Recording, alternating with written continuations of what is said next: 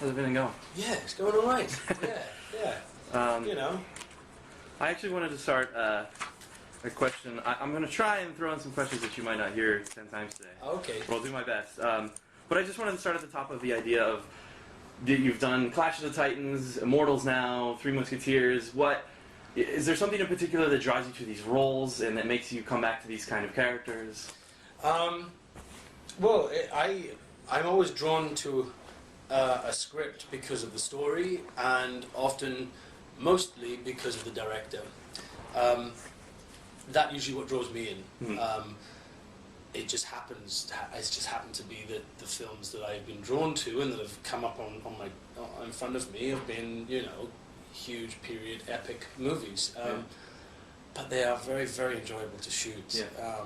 You can really immerse yourself into a world that doesn't exist, only in the film.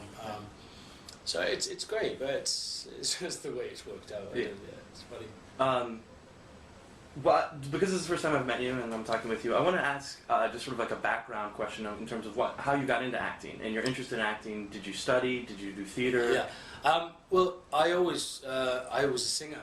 Oh, wow. I trained as a singer when I was 17, 16, 17. And then I used to have singing lessons, and then I found the passion for acting.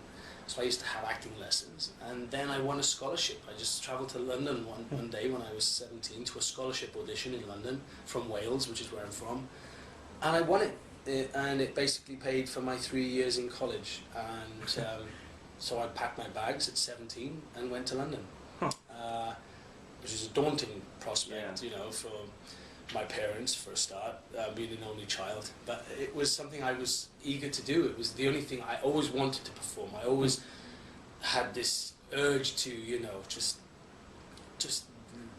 learn scripts and songs and just perform it. Yeah. It was just something inside me.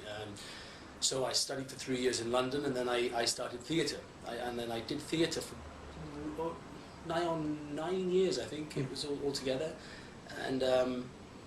And then I did a play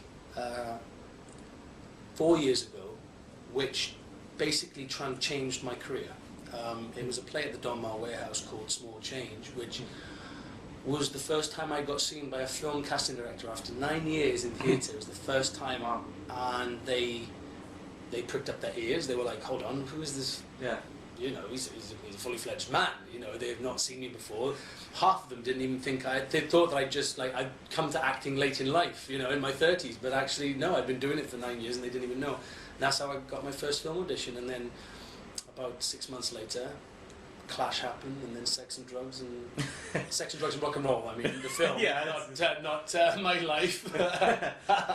And then I literally hit the floor running, and just I've been keeping up ever since. Yeah. Similar to what I asked before, are there particular characters that interest you more than others? Well, I think it's always good to challenge yourself as an actor. You don't want to be playing the same roles over and over. That word typecast, that terrifying word. I seem to get roles that are very quite heroic characters. They're often quite action heavy, and honestly, it's just.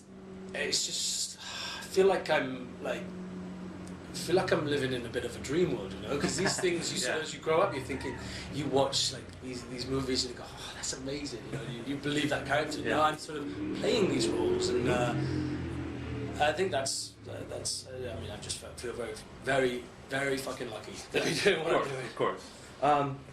In terms of playing Zeus, I just want to talk about what that means, because we all know Zeus as sort of like the King of Kings, this like legendary god, and in my mind, growing up, what I was sort of always, the image I had of him was an old man. Yes. And he has the old man version of himself in the movie. That's right. But at the same time, you're the main Zeus that we see, and I'm wondering what that means for you and how you perform, and whether you were even trying to embody an old man or sort of like the wise man kind of. Yeah, it's a good question. It's a good question, because I remember when Tarsem came to me with this character, and I immediately was like, well, whoa, this is Laurence Olivier territory. This is Liam Neeson's territory. Right. I'm 31. Hold on. Right. And Tarsem said, no, I want you to be old, but look young. So that immediately sets a huge challenge for me as the actor to create a king who is thousands and thousands of years old, who is a father to two children, and he is a brother to Poseidon and all these different people, and he's a mentor to Theseus, and also he also turns into John Hurt, which you know is a huge responsibility to to sort of feel like you're actually channeling a bit of John Hurt, which is I channeled a bit of John Hurt. I channeled a lot of my granddad. I don't know why. He's just he's a masterful man. He's a very big man, and he has incredible knowledge and wisdom, and I respect him a lot. And so I thought of these sort of my granddad, and I thought of how he would have dealt with his children, and that's how I sort of then channeled when I dealt with Athena and Ares. Granted, I kill Ares, which is probably a little harsh, but we are talking about Greek mythology. This is a world it's fine to do that. Yeah. I just, although I understand that this is a lot of the direction in the character anyway, and that there are different characters, I was wondering what specifically you and Tarsem tried to do to differentiate your Clash of the Titans character and sort of make this Zeus more unique and more part of this world in particular. Well, I mean, if you watch the movie, you really will have. I watched it a couple of days ago, and I was in Clash of the Titans, and not once did I think, that's like Clash of the Titans. Yeah. There's nothing, not one minuscule thing about these two films that are comparable. Yeah. Zeus is badass in this film. He's Yeah, a badass sure. warrior. You know, this dude, he doesn't get involved until he really has to. And then when he does, you know, he's just a badass with his big old chain, and you know, and that was so exciting. You know, Tarsem wanted these gods to actually be able to do stuff, not just sit on thrones, which is what we're used to seeing of Olympus, but actually getting involved, feeling the emotional draw to Earth to help the humans. And I don't know, for me it just made them way more human and way more relatable as an audience, you know, a viewer, to actually relate to these people, to these gods, instead of them just being these ethereal, robe, toga-wearing characters up in heaven. And I think Tarsem's really managed to do that. And so as an actor, it was part of the reason why I said yes. You know, it's like, read the script thinking, wow, he kills all these titans and pulls down Mount Tartarus at the end of the film. Yes, I probably would like to do that. Yeah. Well, having seen Tarsem briefly, and I'm going to speak to him next, but he just seems like a very interesting character. Oh, yeah. And I'm wondering what it's like to work with him, and what his sensibilities are working with actors. Like, what is it like for him to work with you? Well, what kind of suggestions he gives? Firstly, Tarsem is an incredible human being.